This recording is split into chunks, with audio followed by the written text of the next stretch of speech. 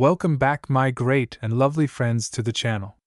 Today, we're diving deep into a story that has fascinated coin collectors, treasure hunters, and history enthusiasts around the world: the unbelievable case of the 1999 Liberty Dime from the United States, a coin that's rumored to be worth an astounding $63 million, a value that seems impossible when you realize it started its life as just a simple 10-cent piece.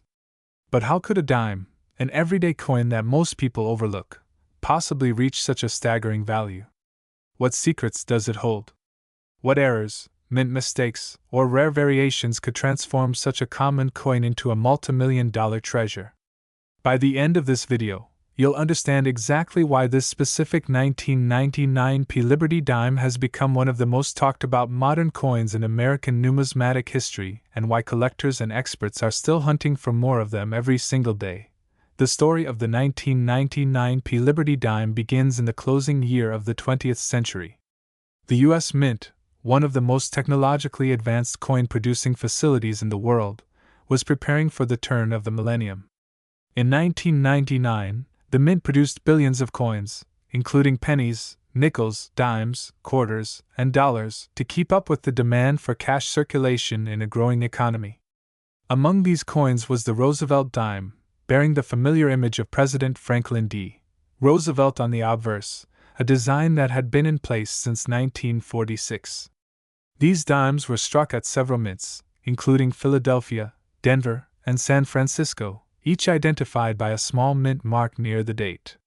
The Philadelphia mint mark, indicated by the letter P, marked the coin struck in one of the most active mints in U.S. history. At first glance, there seemed to be nothing particularly remarkable about the 1999 P dime. It was composed of the same copper-nickel-clad structure as all dimes produced after 1965, a thin layer of copper sandwiched between nickel, creating a silvery appearance, but without any real precious metal content.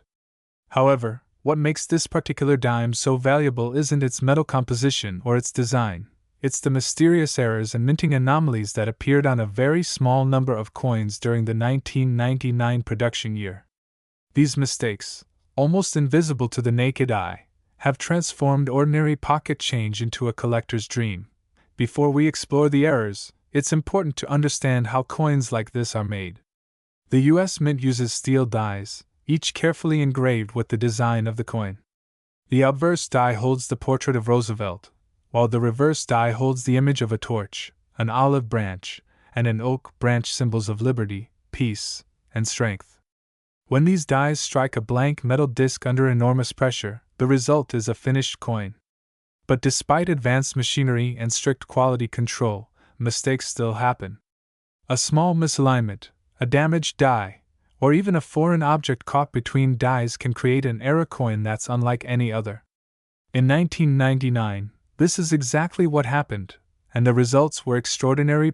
One of the most famous and valuable varieties of the 1999 P dime is the so-called off-center strike error. In this case, the coin blank wasn't properly seated between the dies during striking, resulting in an image that's shifted to one side. The date and mint mark might appear partially off the coin, while a crescent of blank metal appears on the opposite side. These kinds of errors are usually caught during inspection, but a few slip through, and today, a 1999 P dime with an extreme off-center strike can be worth hundreds or even thousands of dollars, depending on the degree of misalignment and the condition of the coin. But off-center strikes are just the beginning. Another fascinating and valuable type of 1999 P dime error is known as a double die.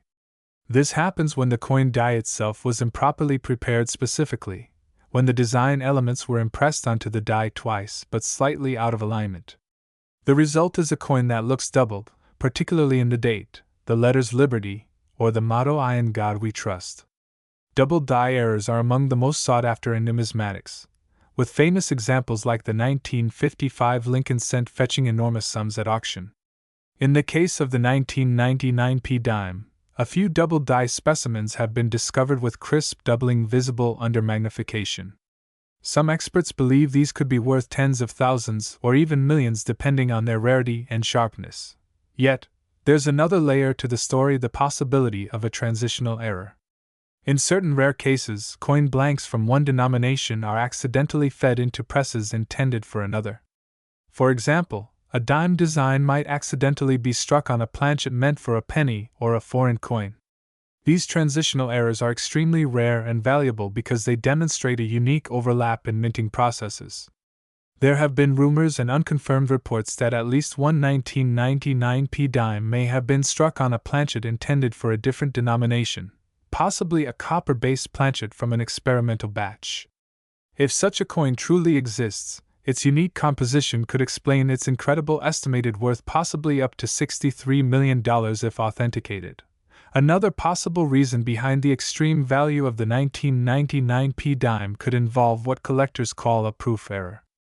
Proof coins are special, high-quality coins made for collectors using polished dies and planchets. They usually feature a mirror-like background and frosted design details. Proof coins are struck multiple times to achieve sharpness and perfection, and they're not supposed to enter general circulation. However, in rare cases, proof coins accidentally escape the mint and are found in everyday transactions. If a 1999p proof dime,